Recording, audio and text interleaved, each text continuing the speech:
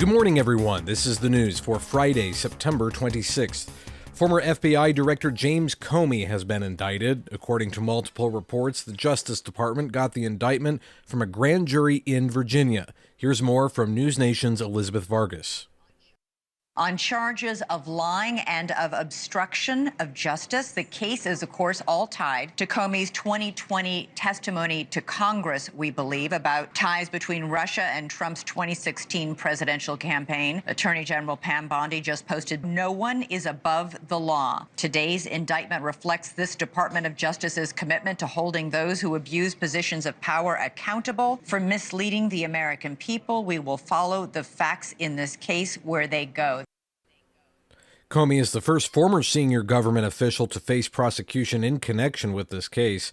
Last night, Comey released a video on his Instagram where he reiterated his innocence.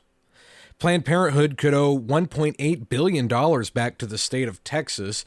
That is damages that an anonymous activist and the state are seeking in a Medicaid fraud case.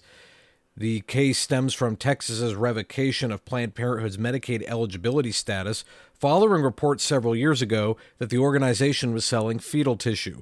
A lower court put a stay on the states attempting to revoke that status, but a federal judge eventually ruled in favor of the states. During that time, Planned Parenthood kept making claims during the court case. Jeannie Bradley Litcher, a pro-life legal expert, wrote in The Hill that this is a violation of the False Claims Act and could be devastating to the organization.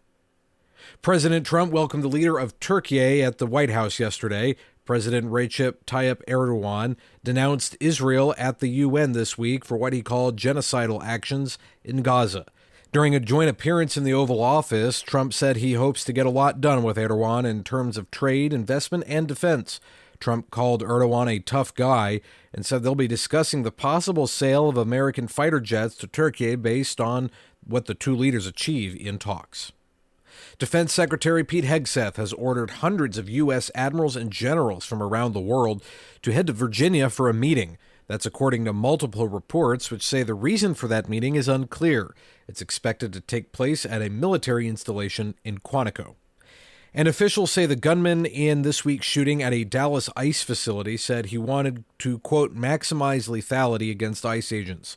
The acting U.S. Attorney for North Texas says a note found at the residence of the suspected gunman said he wanted to cause, quote, terror for agents. The shooting left one detainee dead and two others injured. That's the news this morning. I'm Matthew Handley.